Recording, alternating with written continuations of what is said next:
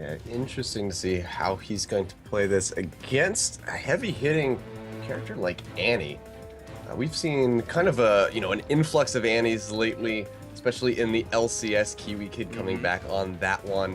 So we do get some extra insight into exactly what they'll be playing so far. And for Peanut, it does appear as if he's going for flat armor and then a lot of armor penetration.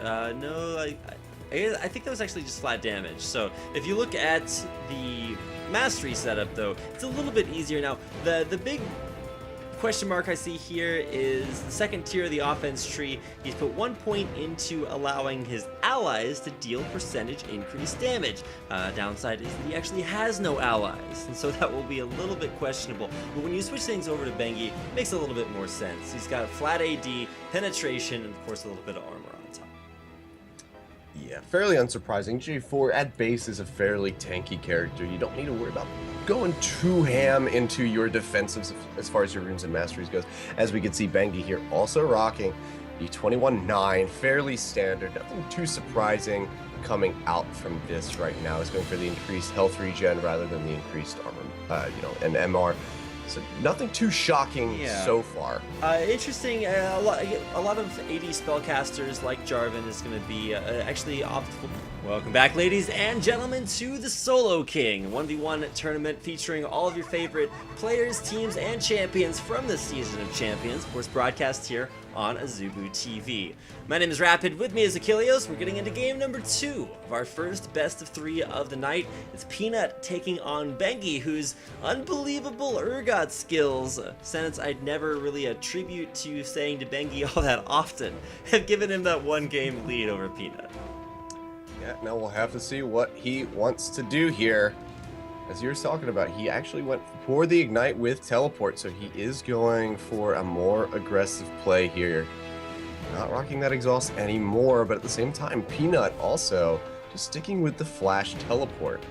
So, okay, I like the opportunity to go with Flash here for Peanut. The other option would have been Teleport Exhaust, and I think Exhaust still would be a very good summoner spell. We just saw how good it was for Bengi in game number 1.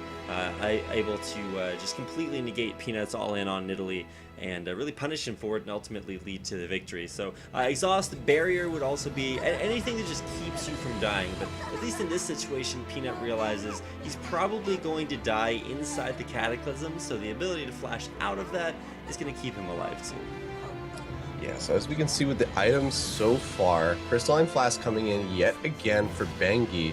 This time Peanut opting to go for the Cloth with 5 pots. And what do you think about this in the long run? Do you think that the Cloth 5 is going to benefit him more and allow him more sustain than Crystalline Flask would?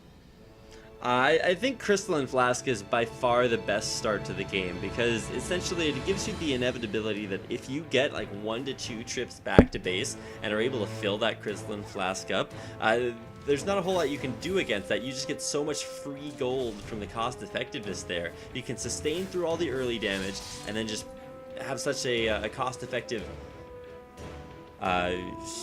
later on when you get the rest of your buys. It's going to be a lot better for you. So I like the Flask start there for Bengi. It's going to give him a lot of mana to spam out those early Dragon Strikes.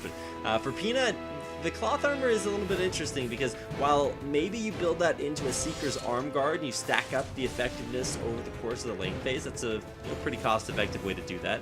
You still need HP against the Jarvan all-in, and Doran's Ring is pretty much the only way he's going to get that.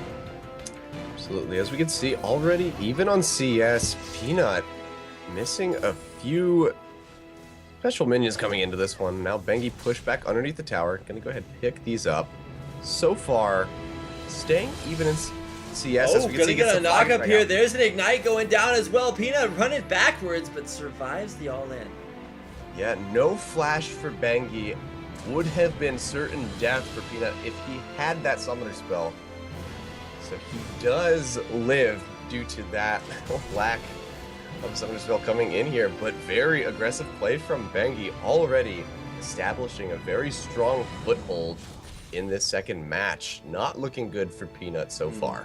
Yeah, and a couple of big question marks. The cloth armor for Peanut may have saved his life in that all-in, but he still had to go back to base. And notice he's actually walking back into lane, so not using that summoner spell teleport. Wanting to save that for when he actually has to go back. Bengi, however, did use that ignite, and that's the big question mark. Like, when you're going for an all-in on a champion who wins by all-inning, you usually want your all-in to be as effective as possible, and not going for flash, going for that teleport is kind of trying to have your cake and eat it too, as far as being able to go back to base and pick up items safely. But like you said, flash could have secured him first blood. Yeah, I think Bengi really just wanted to establish a middle ground between playing aggressively and playing safe. Without that TP, he didn't necessarily know what was going to come in from Peanut, so he didn't want to get in against somebody that would be able to push down towers effectively, so that if he got back, he could get his tower shoved down quickly. So unsurprising seeing the TP coming in, but like he said, would have netted him a 2-0 victory had he chosen it. But hindsight is 2020. So not too much can be done about it so far. As we see Peanut actually picking up CS a bit more effectively now. Slow coming out from Bengi. He may want to aggress. Now, what's interesting is that even though Peanut actually took the entire time to teleport back to base and then walk back into lane, he's still actually ahead in CS, which shouldn't theoretically be possible if Bengi spent that entire time just sitting in lane CSing. And somewhat uncharacteristically, Bengi has actually lost the last 2 cannon minions, and is losing CS under turret here as well, as taking a ton of harass from a Peanut who got, for all intents and purposes, a free trip back to the fountain. Yeah, actually, Peanut really very much turning this on its head and just pushing Bengi back to his limits. As we can see, the recall is coming out. It's completely out of mana. Does not have any more flasks or charges on that crystalline flask. He does have that mana potion, but he opts to save that, so that does save him a little bit of gold. As we can see, he has a Doran's Blade pickup as well as a longsword, so he's still looking to go very aggressive, and he burns the TP back in. Meanwhile, Peanut gonna go ahead and back. Gets spotted out by the Scrying Orb, however, forced to cancel his recall. And I was gonna have to back even further, scared actually now of that Dragon Strike. So good job on Bengi, really just delaying the recalls from Peanut. Yeah, delays the recalls, lets the minions push further into the lane, and probably won't be able to deny any CS underneath this turret with a quick recall back in. But once again, what is that cloth armor doing? I guess it combos with the HP from the Doran's rings that actually give you a lot of effective tankiness, but at the same time, it's not offensive, and he traditionally does win by being offensive. But at this point, relatively even in CS, it's both of these guys are going to kill each other at the same time. It's going to be awesome to watch them just Jarvan go in for the dunk and immediately get stunned out by Tibbers, and then it's like 2v1 inside the Cataclysm, but Jarvan does overall maybe a little bit more damage. It'll be interesting to find out what happens. Yeah, it's really going to come down to how Bengi can juggle the martial cadence in these exchanges. If he's able to get in and rip off that 10% HP every time in a trade, he's going to come out on top unless he gets a full combo from Peanut. So you can see Peanut recalling already yet again, walking back into lane. Bengi now getting himself a nice little comfortable CS lead, 46-40 in his favor, but he is pushed up under Peanut's tower, and he should be able to clear these minions out pretty easily with an Incinerate, and combined with his Disintegrate. On top of that, as you can see, picked right back up, only down by 1 now. Now, Bengi actually does have a lot of HP, and he's got a lot of sustain here too. I guess fairly similar for both players. What's going to be interesting to me is to see, so there's one point in the Golden Ages there. Oh, Bengi going to go in, that's that martial cadence you were talking about.